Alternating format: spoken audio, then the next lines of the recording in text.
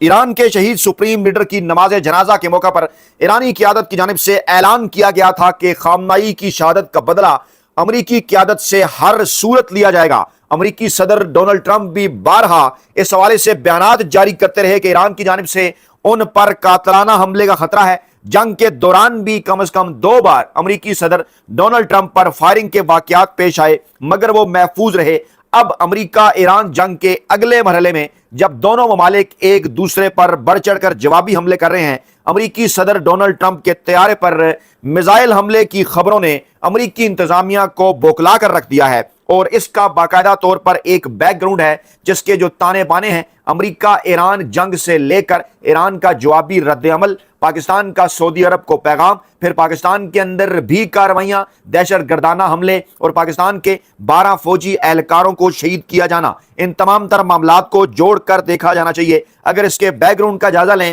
تو اس حملے کے حوالے سے خبر آنے سے تھوڑی دیر پہلے اس قسم کے بیانات امریکی صدر کی جانب سے سامنے آ رہے تھے کہ وہ مشاورت کر رہے ہیں ایران کے اوپر ایک بڑا حملہ کروانے کے حوالے سے۔ ایران اور امریکہ جنگ کے اس دوسرے مرحلے میں مسلسل ایک دوسرے پر حملے کر رہے ہیں، اور اس وقت جو تیل کی قیمتیں ہیں بین الاقوامی سطح پر اس وقفے کے دوران بلند ترین سطح کے اوپر پہنچ چکی ہیں۔ اب نئے ہرمز بند ہے اور ایک بہت بڑا اکنامک کرائسس ایک بار پھر دنیا کا انتظار کر رہا ہے۔ اس سے پہلے ہوا کیا؟ امریکی صدر ڈونلڈ ٹرمپ کے طیارے پر میزائل حملے کی خبر سے پہلے امریکی صدر ڈونلڈ ٹرمپ کا یہ بیان سامنے آیا کہ ایران مذاکرات کے لیے سنجیدہ ہے لیکن ڈیل کے لیے نہیں۔ انہوں نے ایک بار پھر اس بات کا اعلان کیا کہ جو سعودی عرب ہے اس کو ابراہم اکارڈ کا رکن ہونا چاہیے، ابراہم معاہدے کا رکن اسے ہونا چاہیے، اور ہم جو سعودی عرب کے ساتھ ایٹمی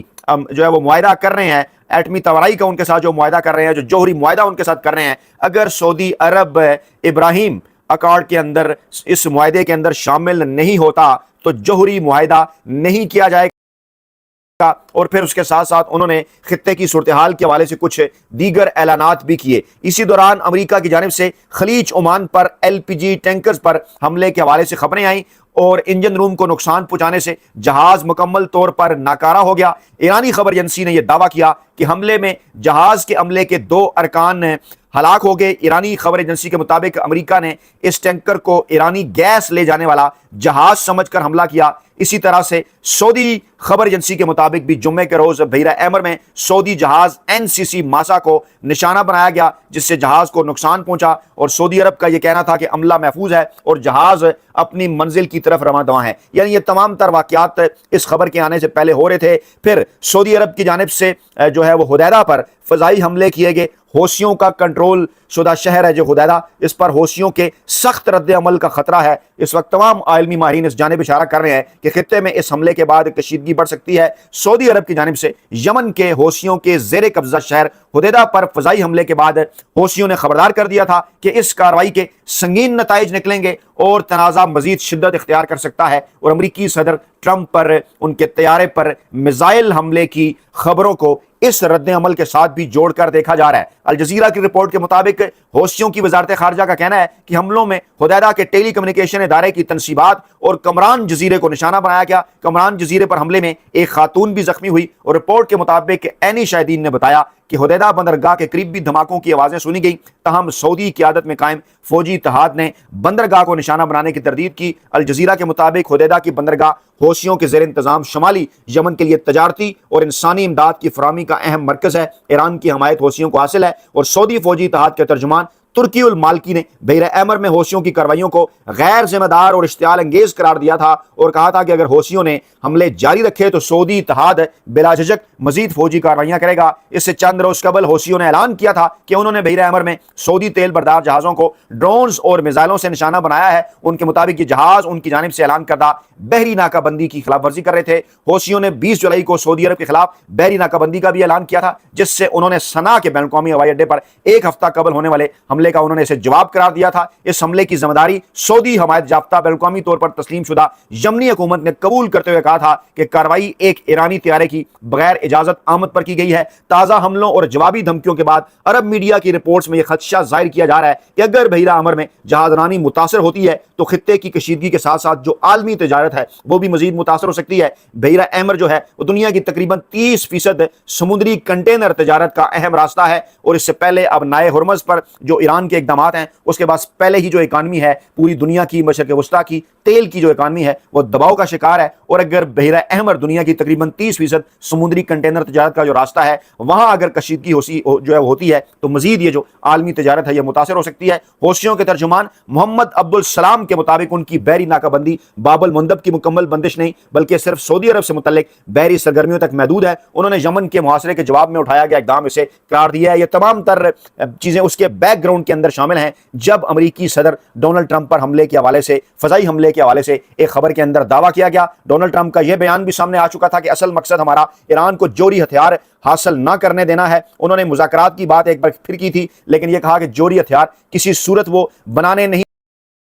देंगे। वो जब बात कर रहे थे जो है वो कुछ नामा निगारों से अखबारात के तो उन्होंने कहा कि हम वायदा करना चाहते हैं लेकिन अभी ये मुनासिब वक्त नहीं है और जोरी हथियार हम ईरान को नहीं रखने देंगे। ईरान की अस्करी सलाहियत को बकौल उनके उन्होंने शदीद नुकसान पहुंचाया और कहा कि हमने ईरान की फ़ज़ाइया तबाह की है, बहरिया तबाह की है, लेकिन इसके बावजूद ईरान की जानिब से जो रद्द अमल आ रहा है उस हवाले से जब नामा निगारों की जानिब से उनसे सवालात किए गए तो उनके पास जवाब नहीं था। उन्होंने ये भी दावा किया कि ईरान के पास रडार सिस्टम मौजूद नहीं है, ड्रोन्स भी कम रह गए हैं, लेकिन इसके बावजूद जो ईरान का रद्द अमल है वो अमरीकी क़यादत के लिए हैरान कुन। अब्बास अराक्ची की स्टेटमेंट भी आई थी कि वाशिंगटन की वादा खिलाफी और मुजरमाना इकदाम जो हैं वो अब नाए हुरमज की कशीदगी की बुनियादी वजह हैं। मुआहदा हो चुका था, जिन्होंने मुसालत कराई थी वो जमानत भी दे रहे थे लेकिन वाशिंगटन ने वादा खिलाफी की। अमरीकी सदर डोनाल्ड ट्रंप इस वादा खिलाफी के जिम्मेदार हैं और तमाम तर जो मुजरमाना इकदाम उनकी वजह से उनकी जानिब से किए गए वो इस बुनियादी सूरत हाल की वजह है। वो ईरानी खबर एजेंसी अरना के मुताबिक शंघाई तामन तंजीम SCO के इजलास के मौके पर